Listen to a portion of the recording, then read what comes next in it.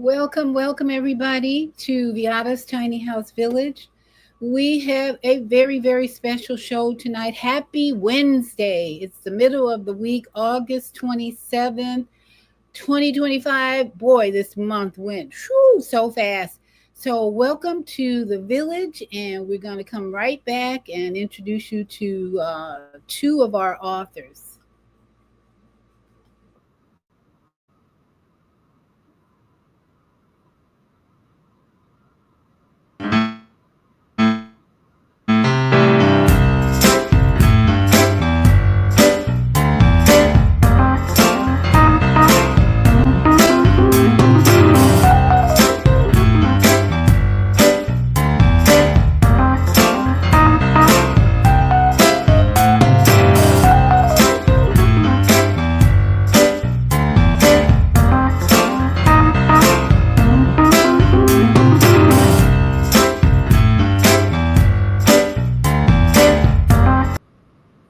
Yes, yes, yes. We are welcome. You're welcome. Horses, cows, come on in, come on in.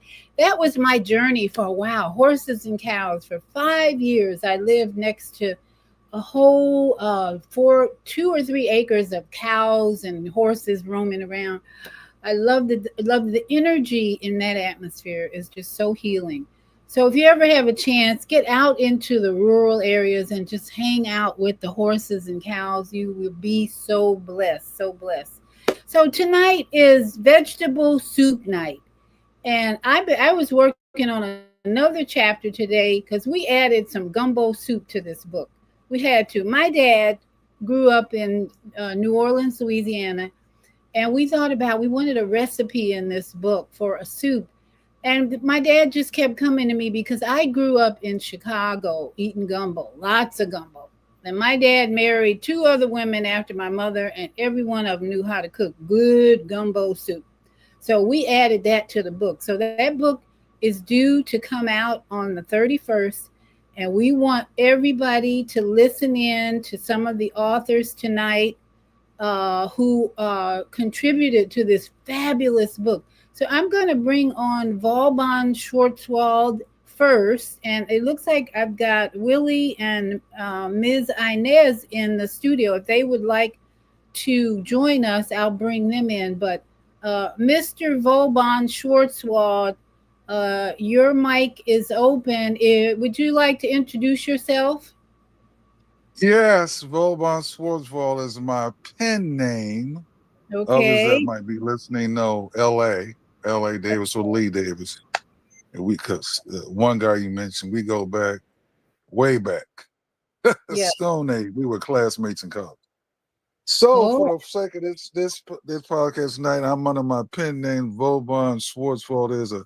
That's a whole nother program on that. But yeah, we with this book. Our first one, the series is titled Vegetable Soup.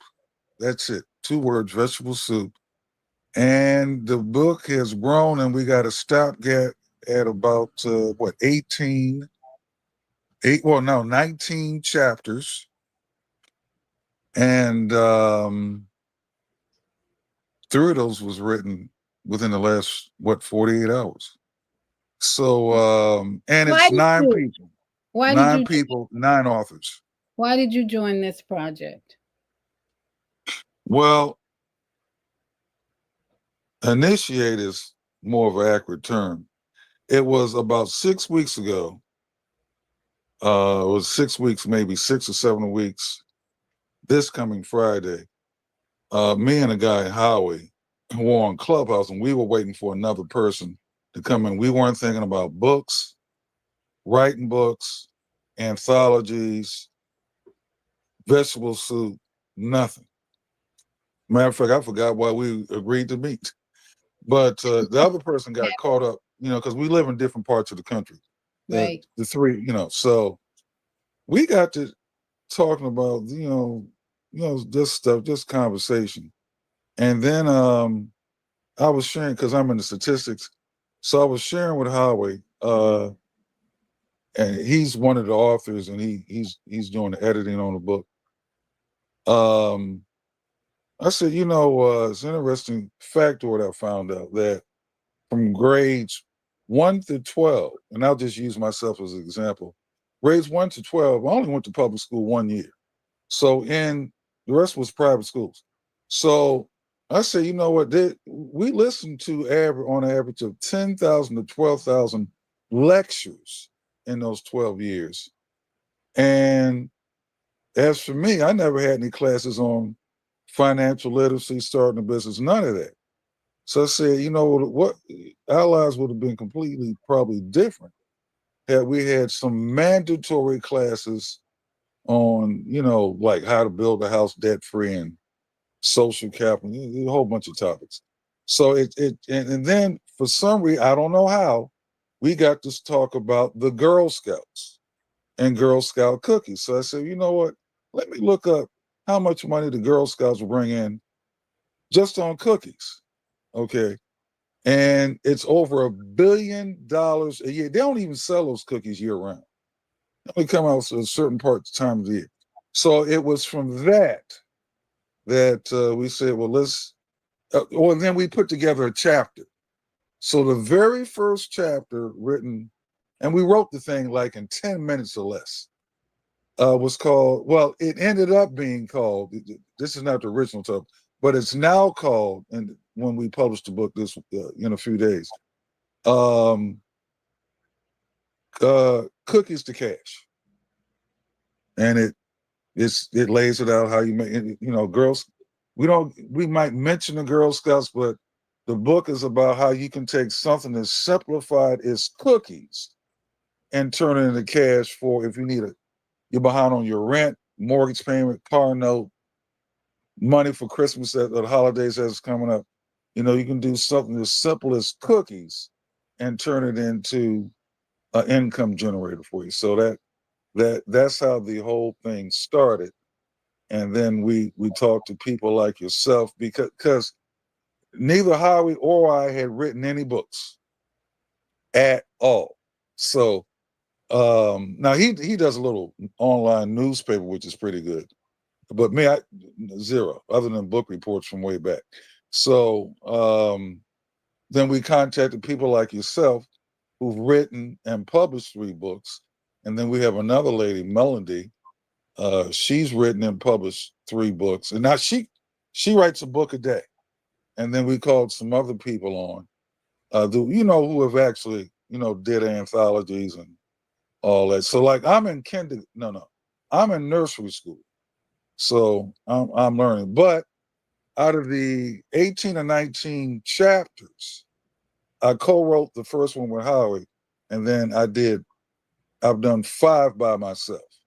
Wow. So and it's but the book is you got, like last week you had Akuma on, and and we've even rated the chapters. Everything is like on a scale of 1 to 10. So every chapter rates 7 to 10. And let's see, we have, as of last night, 5 of the chapters rated 10 out of 10.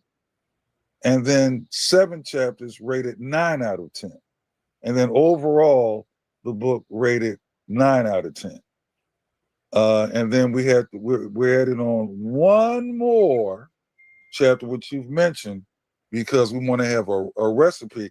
And this book is an interactive type thing because it doubles as a workbook too. So it's very interactive. So the ratings, clarify, the ratings were done by AI, right? Chat GPT or correct. Chat GPT AI. Yeah.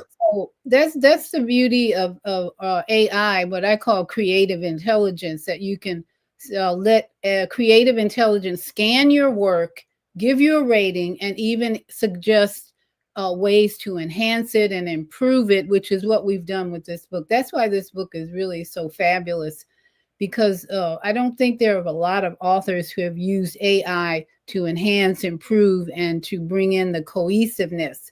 So we've got some other authors in the studio. I'm going to add them to the stage. and see if they would like to comment. Ms. Inez and Willie are with us. Would you, either of you, Well, like to they're not authors though. They're guests, but they're not authors. guess? Of this, yeah, they're not in this book.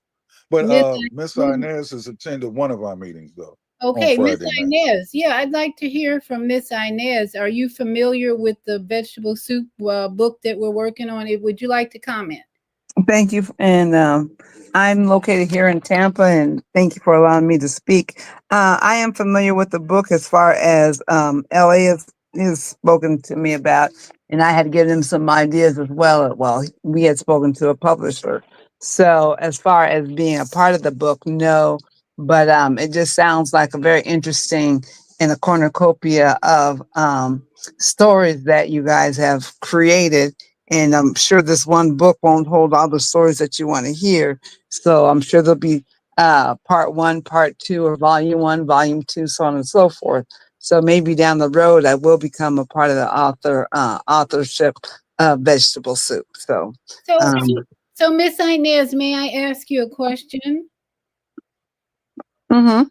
What do you think is the most concerning topic for women today, as far as where you live or what you see in the news? What do you think is the most important topic that women are concerned about? Because that's what we're trying to deal with or attach in the book.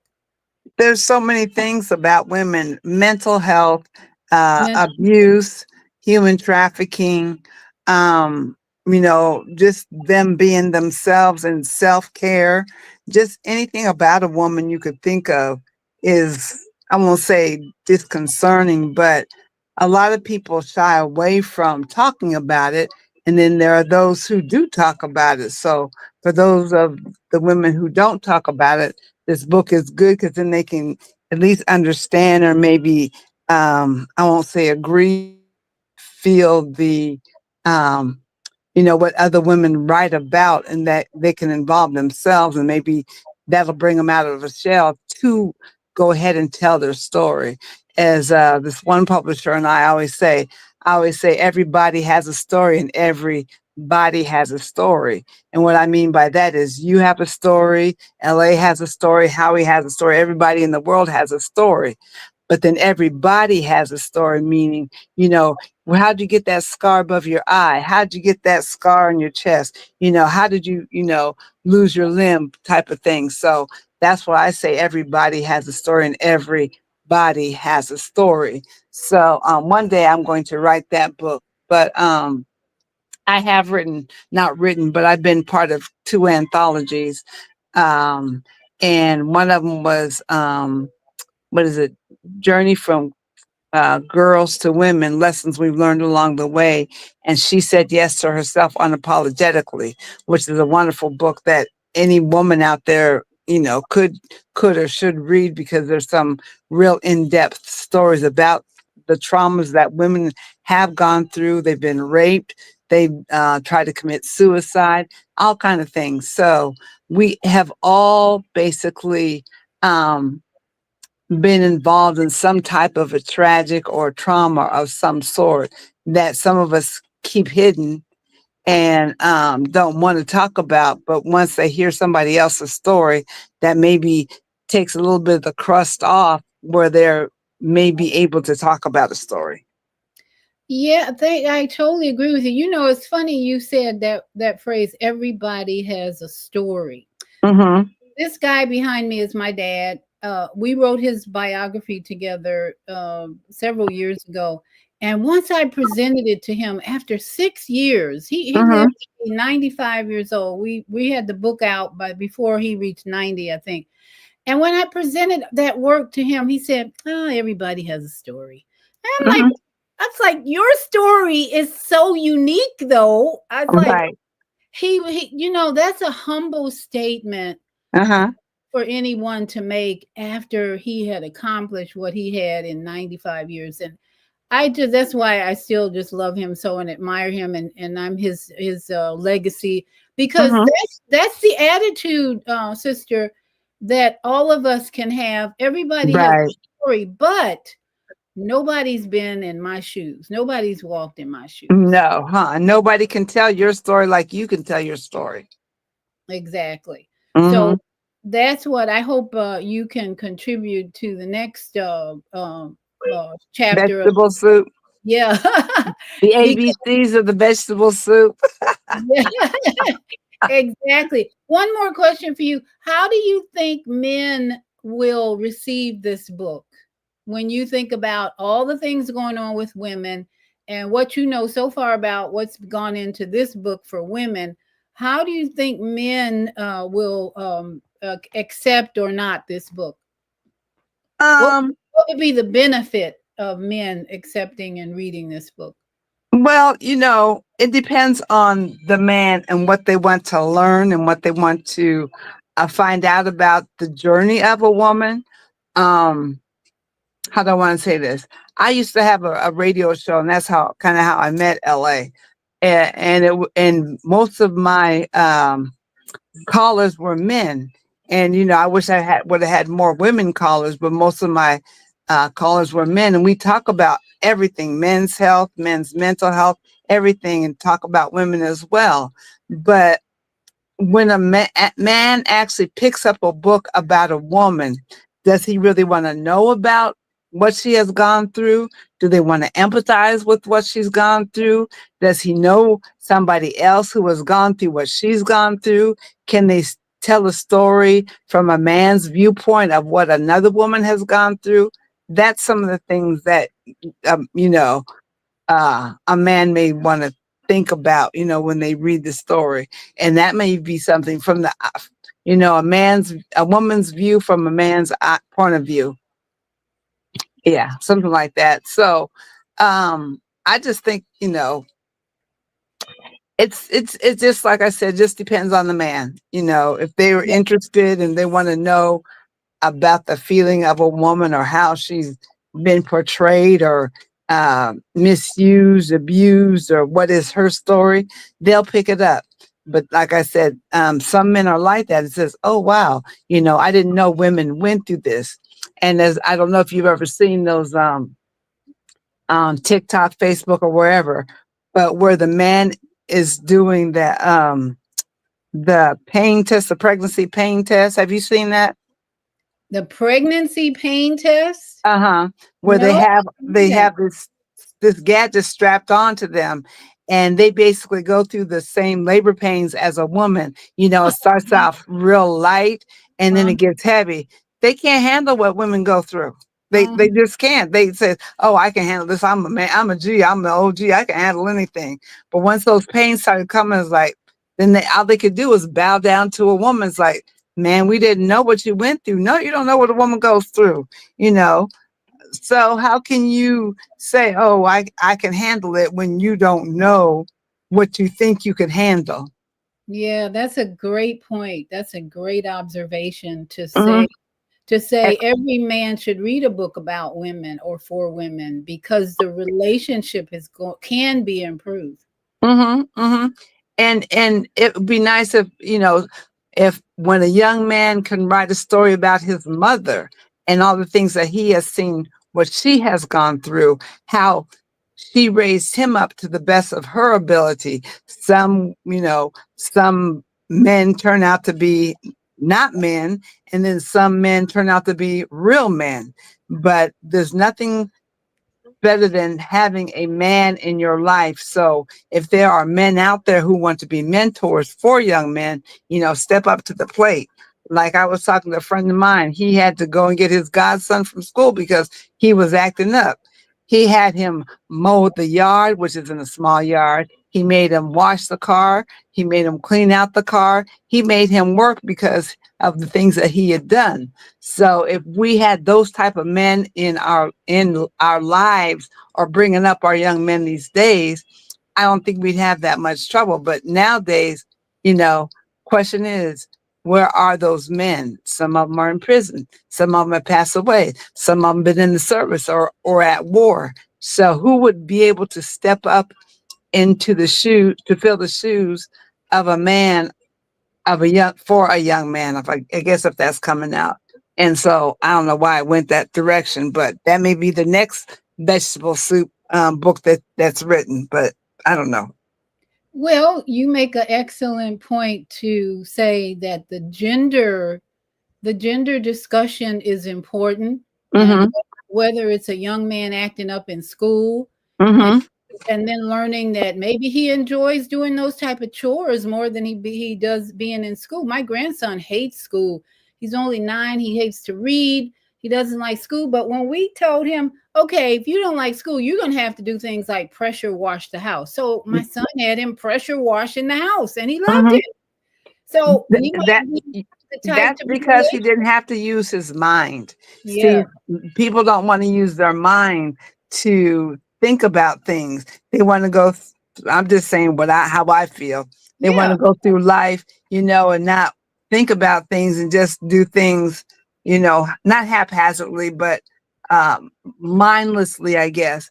And that's maybe what's wrong with a lot of our kids today. They are so technologically inclined that they forget how to use their mind. If we can go back and take our children back to when we grew up, where we had blocks and we had pans and stuff like that to play with and what have you. And, we didn't have a phone in our face. I said, oh, I can tell you how many hairs are on the top of your head because that's all I see is the top of your head because your face is in your phone type of thing. See, if yeah, we took that technology away and put them into the quote unquote real world, how would they survive? How would they adapt? How would they maneuver? Because these days, if war were to come, how would they know how to handle war? yeah, How would they yeah, know how to protect themselves? How would they know how to take care of themselves? And I even had a show about that, survival skills, and as LA was saying earlier, may have never had the financial survival skills in school, how to write a check, how to, count money out. Well, we did count money out, but some of the people never had that. And these days, here's a credit card. You don't need to do math for a credit card. What you need math for? You don't. right, Here, boom, tap it, yeah, do this, do that. But we don't have to use our minds. Chat GPT. What do we need our minds for if we got a computer to do everything? That's what's wrong with us in society now. We don't use our minds like we need to. And not that we're smarter than machines because they're faster, but they don't have the human capability to really, as I said earlier, empathize. They have no human emotion. That's what we need these days is human emotion. We need that nourishment to bring out the skills of women because some women they don't know how to take care of kids. Well, we don't have a real manual or anything to take care of babies. They don't know how to raise a family. They don't have a marriage book. There's books out there, but the best thing to do is to go through it. OJT, on the job training. Just go through it. If it fits your life, then keep on doing it. If it doesn't fit your life, then you know not to do it. But the best thing to do is to get out there and to do it and use your own mind, use your own abilities because once these computers take over, we're going to be like limp, what do you call it? Limp limbs on the tree. mm-hmm, mm-hmm. And especially with this homeless crisis going Oh on. man, I don't want to talk about that, but go ahead. Well, we hope this book will be the inspiration, motivation for people to look at their situation if they are unhoused and look at this book as lots of suggestions on how to start over again, maybe Mm-hmm, out of the city where they don't want you in your tent and mm-hmm, finding other solutions. So I'm excited about helping people see a new life and other options other than living in a tent in a city, especially in Chicago, where I'm from. I uh-huh, think it's just evil and cruel that that city has not been able to find a place for their homeless, something for them to do, so somewhere to go. It's cruel. So I'm glad that a shift is coming for a lot of people who have mm-hmm, been stuck in these urban areas with no one offering them solutions. So that's what this book is all about. solutions for people like the homeless or distressed people. And so Mm-hmm. thank you so much, Miss Inez, for your contribution to help motivate people to start thinking about another way to live, you know? Right. And just, because I mean, I may be homeless for all I know because my rent went from 1,900 to 2,200. Well, my Social Security doesn't even cover my rent. So I may be out there on the street in the next few days or whatever because my rent is due. I don't have that money until the middle of the month. What am I supposed to do? I'm going to get eviction notices every time. Yep, that's what's going to happen. And I can't pay this part of it. I asked if I could pay part of it. Nope, you got to pay it all. Well, I told you my Social Security doesn't come until the middle of the month. So what am I supposed to do the rest of the month? So we have Well, to think of ways uh, um, to live, and to not become live. homeless. Right. Well, LA and I have been talking about tiny houses, small houses. I live in a what my house is considered tiny. I thought it was small, 320 square feet. I went from 160 square feet to this. I thought this is like a mansion for me, but Mm-hmm. I'm the only one in here, so I'm happy, happy, happy. But I'm going to be doing a weekly show on the joys of living in a small space, and the whole idea is to inspire people to let go of the McMansions especially, but to be willing to look at a smaller space when you can't afford a larger space. So tune in. In fact, I'm gonna start next week talking about mold and mildew. I noticed that on some of the videos for tiny houses, people were really concerned about mold or mildew, and this Mm-hmm. guy was talking about to prevent. I said, for 5 years, I lived in a space in Florida, of all places. I had no Mm-hmm. mold, no mildew. I know how to control mold and mildew. So I Mm-hmm. will be doing a show starting next week on the joys of tiny house living, so that people are not afraid to make that move if they have to. So don't fear. We'll have some ideas for you just in case. So we've got you. I'm sorry. What were you saying? Well, I didn't say anything, but what I design clothes, see, so I have 2 rooms, 2 sewing rooms, and I have material in my kitchen area. So, I mean, if because I've always wanted to live in a warehouse. I mean, I didn't have to have a mansion. I just needed space so that I could maneuver and put my sewing Right. machines in and be able to have sewing classes and stuff like that. So, I mean, I wouldn't mind being in a tiny house, but it's not conducive to what I do, if that makes Right. sense. Yeah, and I'm a seamstress too, but I've been blessed with a son who lives in a bigger house across the yard. So Mm-hmm. there are arrangements that can be made when you have that kind of need. Like I do. My sewing machine is at his house. I don't have room for my sewing machine over here, and I don't Uh-huh. use it as often as I need to anyway. But Mm-hmm. when you have that type of arrangement, the universe will bring you into an opportunity, if it's needed, to have your sewing machine, everything in a smaller space, if that's what your desire is, and that's your goal. So thank you so much for sharing that. Let me ask, let's see, Willie is in the house. Willie, would you like to share any comments tonight since you're here? Well, thank you for, uh, I guess Ellie sent the invite, so I thank him for the invite and for the Tell us a opportunity little to bit about participate. yourself. Tell us a little bit about yourself. Um, what do you want to know? Why are you here, first of all, but then where are you from, and what do you see, since we're talking about the book Vegetable Soup for Women, as a Mhm, man, do mhm. you see reasons why a man would want to read this book, and maybe share with us, because of your own upbringing, why that would be important for you to read a book like this? Uh, okay, why would a man want to know about women? Vegetable Soup for Women. It's a collection of stories to nourish the mind, body, and Mhm, finances. And we're mhm, our subtitle is, yes, men can read it too. So do mhm. you agree that a book like this might be attractive to you, or you might be moved to read something like this to figure out what it's all about for women? Well, I tell you what, men aren't interested in knowing. You know why? Why?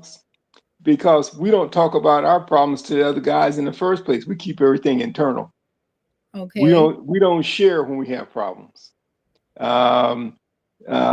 have La and I have a mutual friend that has some problems, but he doesn't share that. I find out by a third party, and Okay. so we tend to keep things to ourselves. I mean, if for instance, I can have aches and pains, but I never tell my wife I'm hurting or whatever. I just keep going, and that's the reason men die early because we don't go to the doctor. We gonna hold on to it. I got this kind of attitude. So now some men may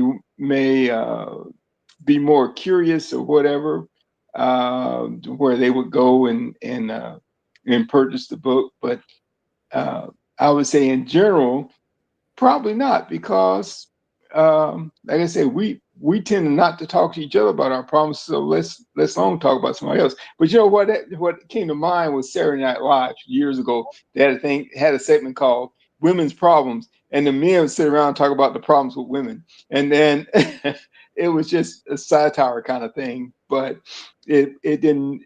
It was just a little humor, but.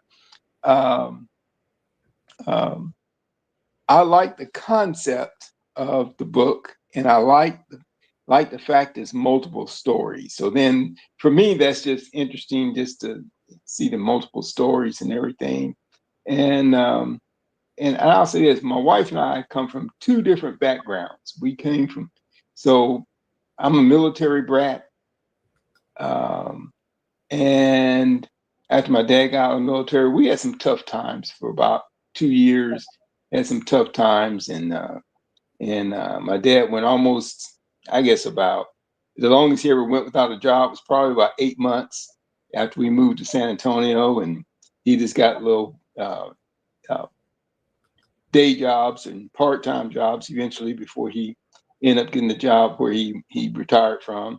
But he already had retired from the military, and he was in that transition space where it was going to be 4 to 6 months before his military retirement check kicks in, and and we had just moved, and it was a whole bunch. So we had a short period of time. Where my wife came from, and I had both parents growing up, and she came from a single parent, and they had a different life struggle, and lights on and off, water on and off, not necessarily knowing where things come from. So I learned from her struggle and why she has certain attitudes towards things, and certain feelings about things. And one of the things she has a certain feeling about is paper products, because they always didn't have paper products. So I always kid her, say, "Hey, we'll go to Sam's Club and we'll buy the big packs of toilet paper and paper towels, and it takes up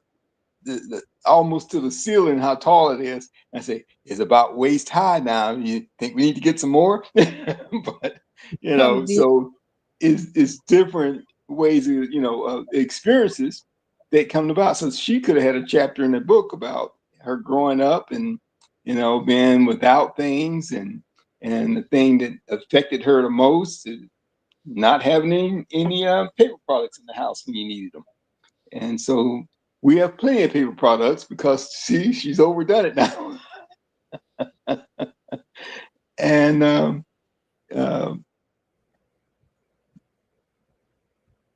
I don't know what else to say. Well, I appreciate you sharing the relationship you had with someone who was important in your life. Okay. And, Hmm. and that to me is reason for men to read this book, because Hmm. your men and women are always going to be challenged in their relationships since the beginning of time, on Yeah, how to resolve conflicts, for one. yeah, And this book, especially, is being directed to women who are distressed or homeless, but we also want to give them some knowledge on how to improve their finances, because that's all of us. As Mhm. Oban said earlier, we've all struggled in that area because we Mhm. didn't get education as children. Right. And I would say this though, that so my parents, as they went through their journey of things, and mhm. particularly my mom, I said, and I've told that lady this before. So my mother's one of these people could take a penny, toss it up in the air, cut it 10 different ways, and still have change left over because she could pinch it, she could save it, she could stretch it, you know. And one thing that and I shared this once before is that as we were going through, as I say, was my dad was going through the struggle of finding a job. My mom was a stay-at-home mother, and so as he went through this down period in his life, one of the things that happened was he got enough money to buy some seed, and the place we were staying was like maybe a quarter acre place or a half acre lot, and so the landlord let us put in a garden, and so we got out there and we put this garden in, and from that day forward, we always had a garden. Wherever we moved to, we had a garden. And so we had rows of corn and peas and collard greens and turnip greens and all the other greens and green beans and everything. So that was our food. But prior to that, I can remember, I guess I was about 10 years old, and I can remember my father not eating. He would sit there and chew on a cigarette. And I said, "You're going to eat?" He goes, "I'm getting full now watching you boys eat." See, he wouldn't eat because, and what were we eating? We had biscuits and gravy for breakfast, and rice and gravy for dinner. And then we went probably 2 or 3 months with no meat, and Wow. it was just, you know, gravy and starch. Right. Yeah. And so and my brothers were young enough where they didn't really remember that, but I remember it because I was paying attention, and plus I was one of those kids that wanted my own job. I wanted my own money. I didn't want to ask my parents for nothing. So I had started working early in life, going out getting my own job, trying to, you know, from selling sunflower seeds and Christmas cards to cutting grass, washing windows, you know, whatever, washing cars, whatever I needed to do to try and make some money until I was able, you know, old enough to go to work you know, old enough to go to work somewhere else. But um, Yeah. Well, uh, thank you for sharing that. And you make a good point about the diet that you had early with no meat. And here we are presenting vegetable diet to mhm, nourish the body, mind, and finances. And the interesting thing that I'm learning is the metaphor. With using Chat GPT, we found out that we have metaphors in the vegetable soup book that we hadn't even thought about. The mhm, broth and the seasoning, and all these things just prove that you don't have to have the meat. Uh, Physical and metaphorically, the vegetables can bring the nourishment for the mind, body, mhm, and finances mhm, that women especially need, but then men too. So thank mhm. you for sharing that. I see a couple of our authors are in the studio. First Lady Reba, would you like to speak? Might open your mic. I can, let's see, unmute your mic. Good evening, everybody. Good evening. This is Mhm. introduce yourself and please tell everybody a little bit about yourself, why you're in on this project. I am Lady Reba Soul. I'm an educator, recording artist, community organizer, soon to be attorney. I Oh, certainly appeal to the idea of helping others to heal spiritually, mentally, and financially to prosper.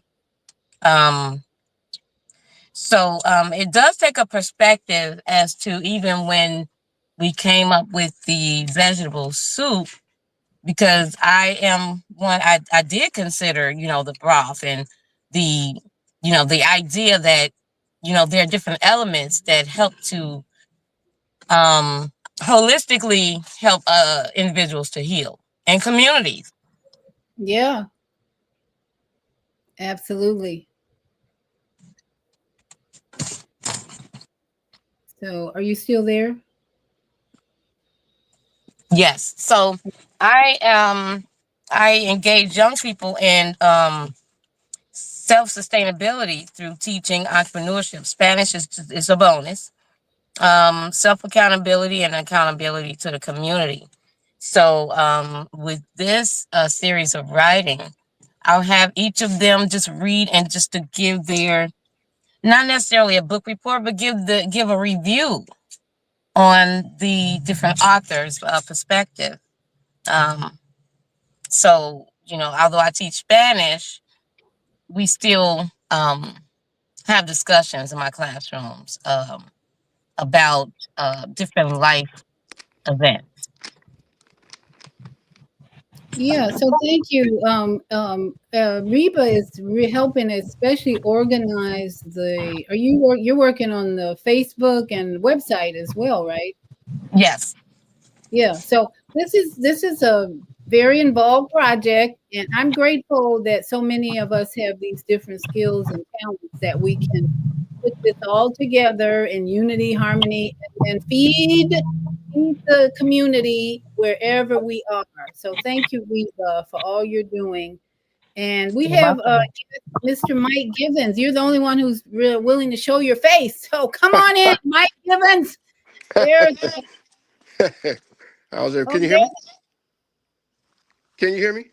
Yes, I can hear you. Go ahead. Okay. Well, my name is Mike Givens. Vaughn and I, we grew up together in DC, and we met in high school. Played a lot of sports together, and actually we lived like less than 3 blocks from each other as kids growing up. Uh-huh. My experiences basically, well, I've had a lot of experiences. I feel like I need an encyclopedia. I've had to change jobs so much.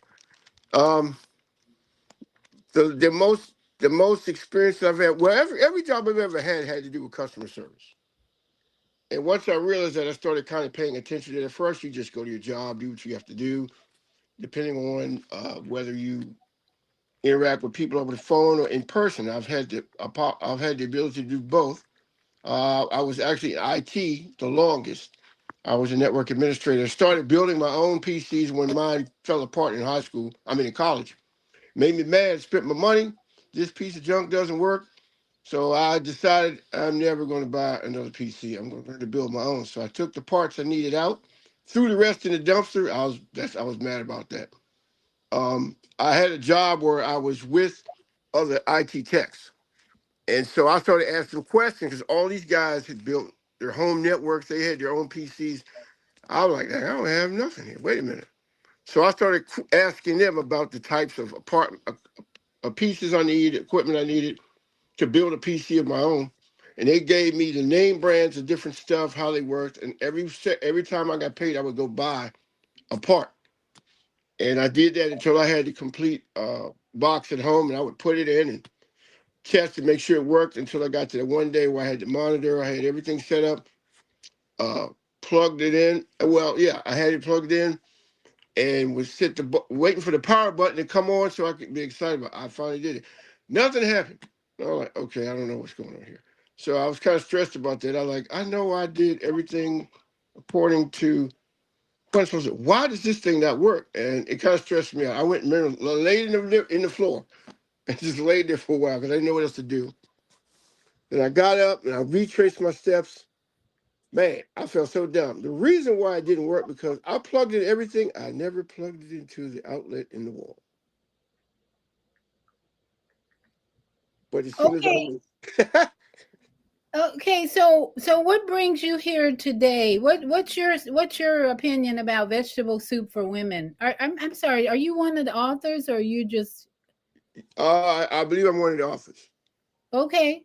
So what brought you to this project for women especially, and how do you feel about the yes, men can read it too? Do you think Okay. we're going to see men develop an interest in this book? They may be honest. I did not.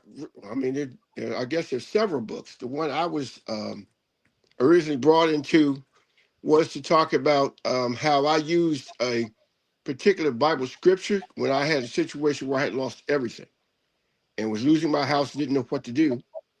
And I remembered a friend of mine told me about a situation that had nothing to do with houses, but he used a particular scripture and stood on it, and he got a results that he was believing for. He didn't know when, but he did. I did the same thing with my house.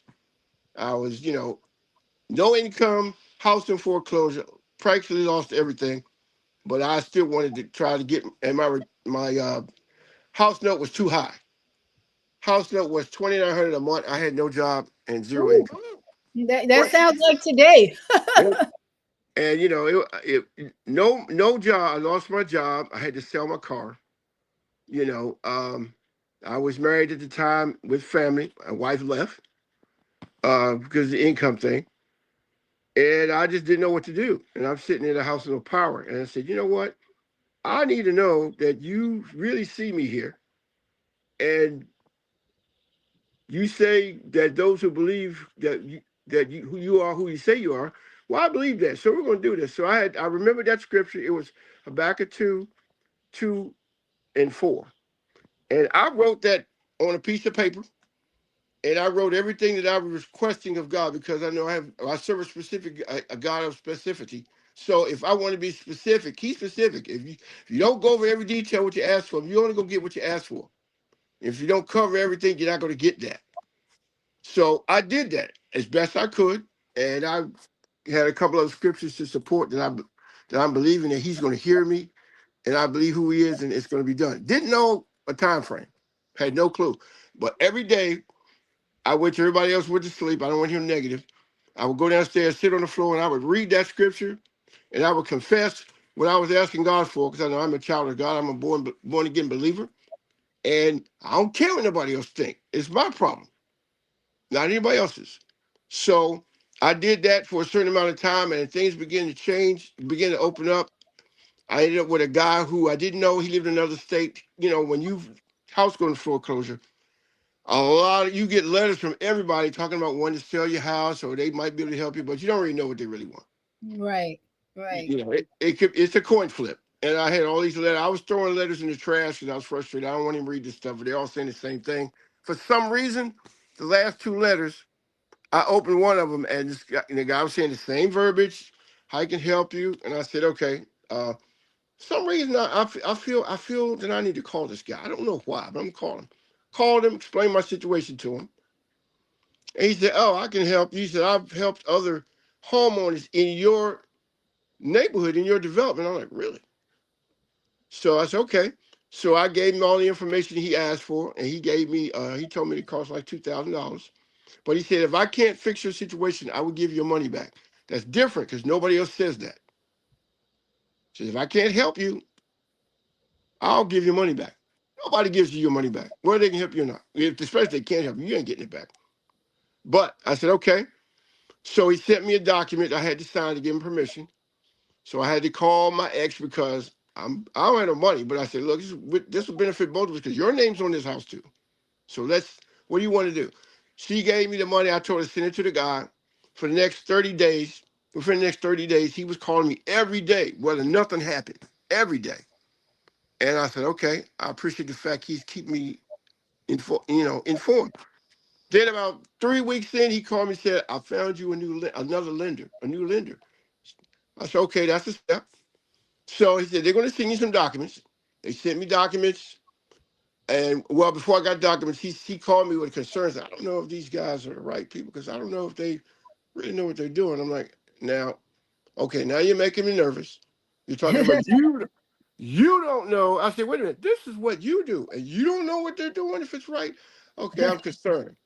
Like, oh no, can it get any worse? Do I have to call Mr. Wizard or somebody? I don't know. But I went on and I said, well, if you got your papers, no, I'm wet. So let me get my paperwork and I'll look it over and I'll call you back. So he said, okay. My mail came in the afternoon and I went out there. And now, of course, now I'm nervous. He's talking about, I don't know if they know what they're doing. That's not good. So I got the paper and what I had written on my note, I said, I want to know, God, this is really you. So I'm going to ask for a rate at a time that nobody else is getting. At that point, we're talking 2014, and with A1 credit, you would get maybe 3.2, something like that. That was about the average. Well, I'm like requesting, and I ain't got no money, ain't got no income, I got nothing. And I said, okay, I want 2.0 fixed rate 30 years. That sounds crazy, but I didn't care. I got nothing to lose. That's what I put on my paper. I didn't tell the guy that. He didn't know what I had on paper. That's what I wrote on my personal paper. Nobody else knew that except me and God. So when I opened that note up, I didn't know what I was going to get. I opened the letter up, welcome letter from the new mortgage company, something like that. They said, well, we know that your previous mortgage was $2,900 a month. I didn't have 20 cents. And he said, your new payment is going to be $918 a month. I almost passed out. And I said, what's the rate? And the rate was 2.0, 30-year fixed. Wow. Wow. I What a said, gift. it was amazing. I know it was God. I cried for like an hour because I could not believe that Yeah. under my circumstance. So Yeah. what brought me to this whole thing was cool. I had told Vaughn, well, I call him Lee. We grew up together, and I had told him the story some time ago.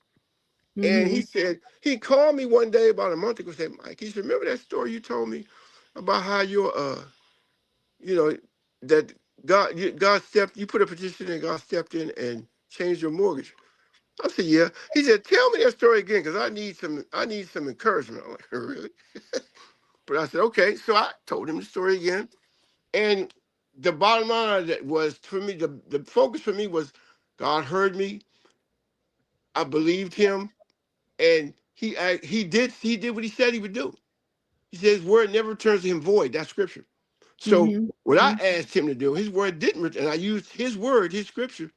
It came back on the plus side just for that. And I ended up having to sell the house, but I ended up with $20,000 out of the whole deal, even though I had to sell the house. So So let me ask you, are you married now? no, no. So what do you see men what do you see men's attraction to this book would be? It's because were you married before, I imagine? Yes, yes. Okay. So what would the attraction for men be to read this book? You contributed a story. Your story to me is all about experience. How Mhm. women who are struggling, unhoused, distressed, whatever, men to you need to have someone like Mike in your life who can tell you how to get over the brick wall, how his faith carried him through a challenging situation. So what do you think Yeah. this book's attraction will be for men? Um, I would say, actually, I would think that knowing that there is, well, my thing is always based on faith. Faith has to be first. You have to Right. know within yourself that if you are actually a believer Yeah. and you know what God's word says, Yeah. that no matter what the circumstance situation, if he will hear you, and if you petition bring your petition before him as he says to do, because there are ways that you have to do it. And believe on that. And as long as it doesn't go against the scripture or the word of God, he's already promised you that he would give you whatever you want within those parameters. So Hmm. you have to keep the faith. And if you don't, you have to have faith. You have to keep the faith and believe what the word says. Everybody's situation is different. Right. Right. Okay. So you have to find scriptures that address your situation. Like my Mhm. situation was be different from 10 other people. Right. Right. Like I said, for example, I had a friend of mine, he didn't use it for a house. This guy I knew him for 30 years. He used that scripture for God to bring him his wife. I never heard that. Whatever you need. Yeah, exactly. So it's not because I would, and I said, wait a minute. And I've known him for years, and I never knew that's how he got his wife. Until we're in a meeting and he is describing that scripture and talking about it, and he said, I wanted a wife. He said, and I went before the Lord, and he said, well, what do you want? He said, well, I know you like specifics, so he said, I specifically wrote out everything that I was looking for in my wife. He got detail. We're talking height, hair color, background, eye color, all that. Well, I would never thought to do all that, but that's what he did. Wrote all this on a list and scriptures to support what he was asking God for. He said, well, you got one of these? He said, I didn't know where she's going to come from, but, you know, so he went about his business like he normally does within the church we were going to at the time. And he said, at some point in time, she came with new people coming in, but said, I didn't know it was her. I knew what I was looking for, but he said, it's not like she showed up and goes, there she is. He said, I had no clue. But over time, as they got into a friendship, they got into a fellowship, got to a friendship, and they realized that they had a lot of things in common. That's how they became friends. Then beyond that point, things progressed, and he realized at some point God was showing him, this is the woman that you asked me for. So, you know what? That's a beautiful story about faith and getting what you asked for. But in terms of this book for Vegetable Soup for Women, every one of us has needs.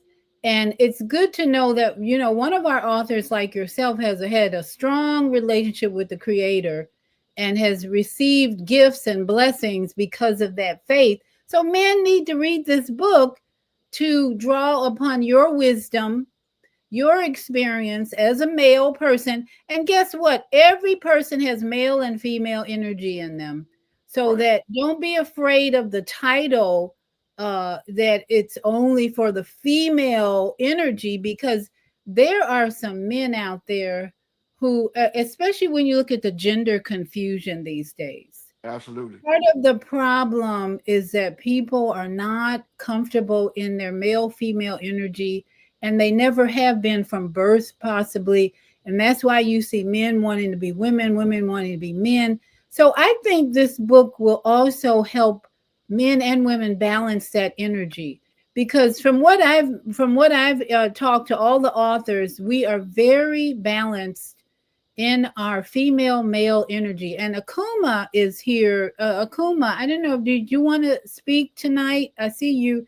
I've got you in the studio. I'm going to unmute your mic. Would you like to have, did you have a comment, or are you just listening?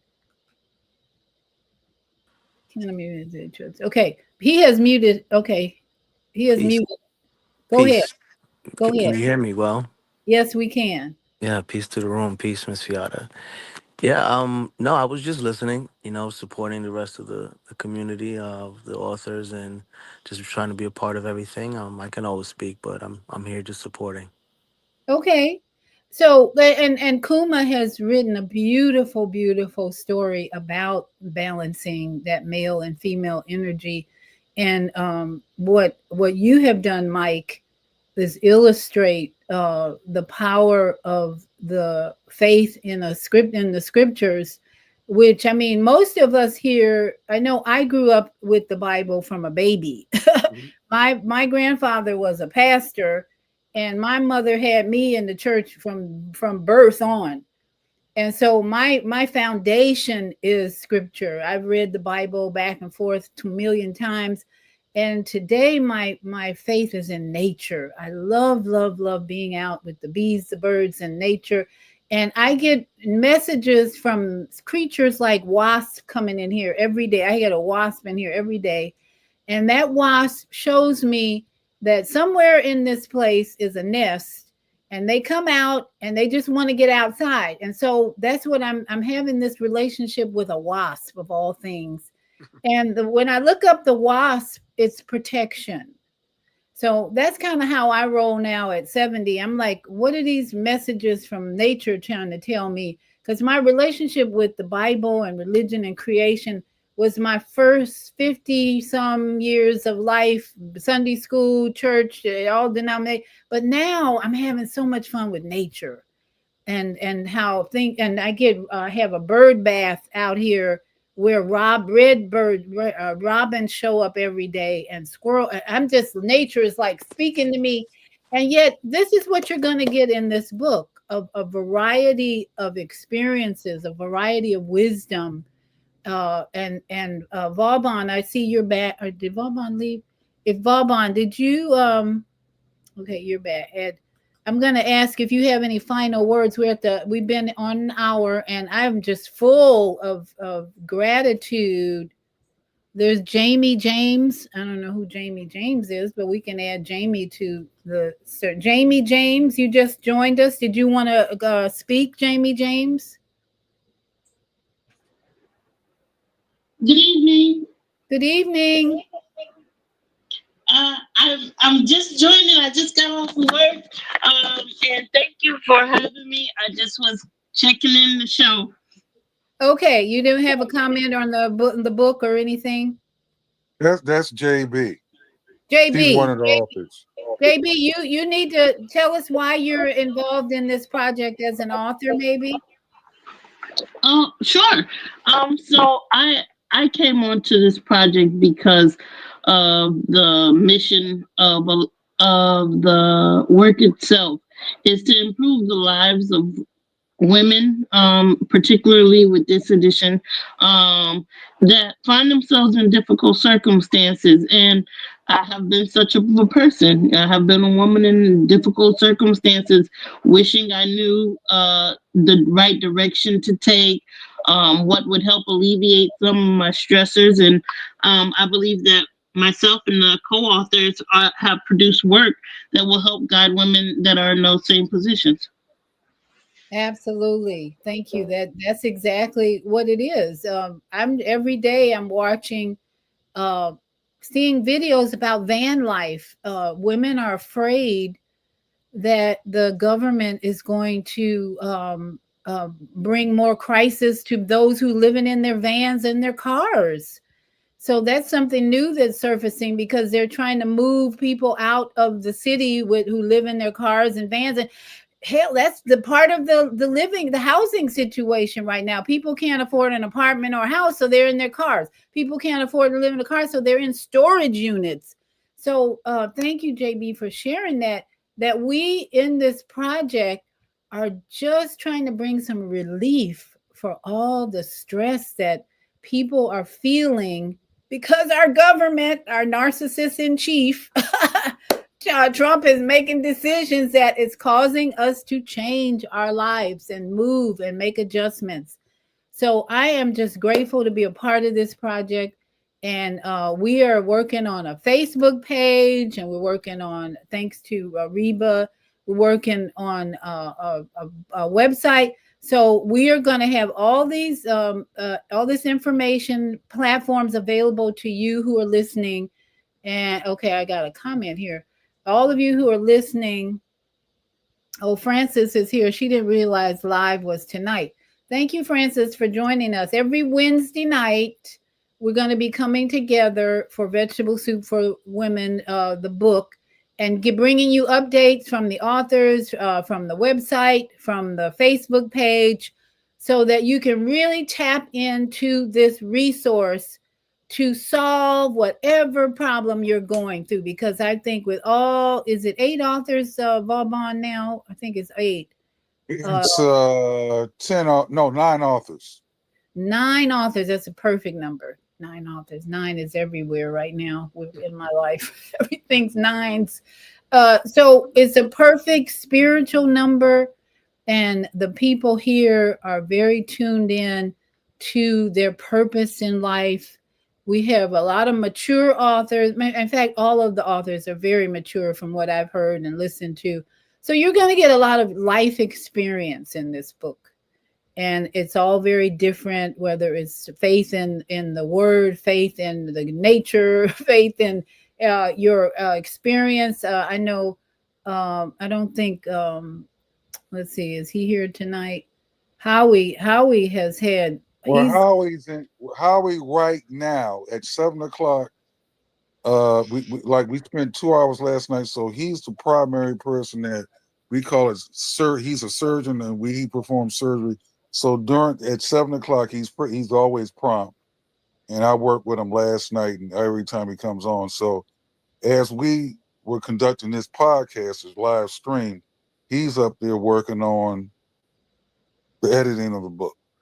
Okay. So again, the 31st is our goal to have this book out. And next Wednesday, we're going to come back together, those who can, and share what the progress has been, what we're doing with the Facebook page, what we're doing with the website. We're going to share all that. All that should be complete by next Wednesday. So then we'll come back on. And then if you have anyone in your life who is struggling, who is stressed, unhoused, maybe invite them to come. Those of you who are in the studio and in the comment section, we want you to bring them on every Wednesday for the wisdom and advice that we can offer them directly. That's the purpose of this show every Wednesday, is to give direct advice, not just offer the book, but give direct advice. If someone comes on here and they have a problem or a situation that they can't seem to handle, I think we have enough people, enough authors on this book who can guide you and help you and offer you solutions to your problem or your situation. So any final words from any of you here? I've got, let me throw out, the book is interactive. It's just not online, it's, offline. And this is from one of the chapters that I wrote. The chapter is titled 7 Tycoons. And this is an interactive thing, no matter where you're listening to this. And it's called 7 Tycoons, and it goes like, I got it from a movie, Baby Boy. And the question that I ask, and I want everybody to participate in this, mentally at least, is the question is, how many millionaires are you wearing? How many millionaires are you wearing? And the way you do this is literally how many articles of clothing do you have on your body? So if you could, like for me right now, I got on a pair of gym shorts and some flip-flops. That's it. Okay. But that's 2 millionaires that I have on my body right now. So that I'm wearing. So for whatever you're wearing, count how many, including your undergarments. They do not have to be a high-profile brand name. They can be a no-name pair of underwear, flip-flops, whatever. But how many millionaires are you wearing? And that should be, because everybody that you bought something from, you might not have known it. They're either millionaires or billionaires. And then once you grasp that concept and have a paradigm shift, there's some other exercises we'll have you do that are similar to that, but that helps you really appreciate the information that you're going to get out of the book. For instance, Beata, how many items of clothing do you have on? I'm glad you asked, Vauban. I'm wearing my linen that I make. I'm making my own clothing because polyester is plastic, and they are finding microplastics in people's brain. So Okay, my job, stick to the question. All right, now you made it, I made but my you bought the linen materials from somebody, didn't you? from the fabric store. You got to start somewhere. Yeah. Okay, so right. all right. So you bought how many articles of clothing do you have on? I have my linen wrap and a dress, an orange dress on. You got shoes on? No, I don't. All right, no socks. No socks. What do you have on your head? This is something I made as well from my linen fabric. All right, 3. Glasses, 4. All right, I'll stop there. You have, as a matter of fact, earrings on? Yes. Any rings on? Yes. All right, anything else that you have on? Bracelet, a necklace, earrings. Yeah. Okay, so I'm gonna stop at 7. So you're wearing at least 7 millionaires. Mike, how many articles do you have on you right now? Clothing, including glasses. 7. All right, 7 millionaires. Mhm. All right, so people, like I say, there's a chapter in the book on that, and it just lets you know we're surrounded by abundance, and every article clothing that you have started off in somebody's mind in the invisible world. But I'll just stop at that. But like I say, that's just one of the chapters in the book. How many? So if you're hurting for cash or whatever, you just need to get on the other side. You need a paradigm shift, and you need to start thinking about how can you get on somebody's body, or how can you get on somebody's life. I'll land on this plane. When you go to your refrigerator tonight or tomorrow, whatever you look inside of your refrigerator, ask that same question: how many millionaires or billionaires are inside of my refrigerator? And start doing the count. I'll So land my plane. you're saying there's a chapter or there's a story in the book that deals with that. It's titled Seven Tycoons. That chapter on that is titled Seven Tycoons. Because everybody on average is wearing 5 to 7 tycoons minimum. Okay. But they don't see it that way. So the solutions are unlimited in this new book, because you can imagine from every story in the book, you can imagine at least 3 or 4 different ways to change your life, improve your life from where you are now. So we're excited about it. Thank you all for joining me tonight. And we'll be back next Wednesday again with Vegetable Soup for Women to give an update on where we are on the Facebook page, the website, and stories from those who are maybe reading it. I have actually shared it with a friend of mine, Jonathan Blount, who was the co-founder of Essence Magazine. So we're looking forward to his review, because he dealt with a lot of women in his life, and he's now retired. And so those are the people we are sharing this book with before it's even published. People who can give reviews and tell you how much they enjoyed it, as we know they will. So we're busy in pre-marketing and publication for this book. And so I'm just glad again to be a part of it. And please don't forget to like and subscribe, and you'll get notified when I go live if you like and subscribe. And then please remember to give a thumbs up so we can keep this program running to help all our neighbors and friends who are struggling. There's so many people who are having issues and challenges. So we just give thanks for all you authors participating, and then all of you who are part of this family now to create solutions and not just talk about the problems. So, okay, everybody have a good evening. Anybody else? I see, was Melody? Okay, Melody was here. I didn't know if Melody just showed up. Was Melody here earlier? No? Okay. Well, she's here in the studio.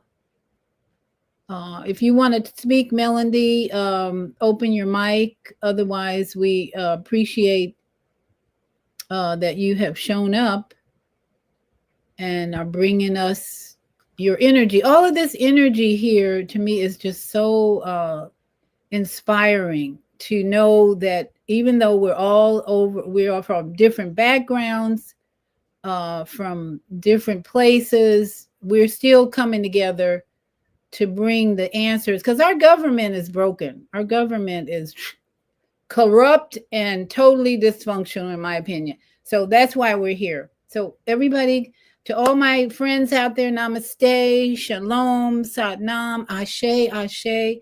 Everybody have a good evening, and we'll see you next Wednesday. And I'll be on this Friday morning, as usual, health and well-being with Beata right here on Beata's Tiny House Village. We're talking about health and well-being, of course. Everybody have a good evening. Shalom.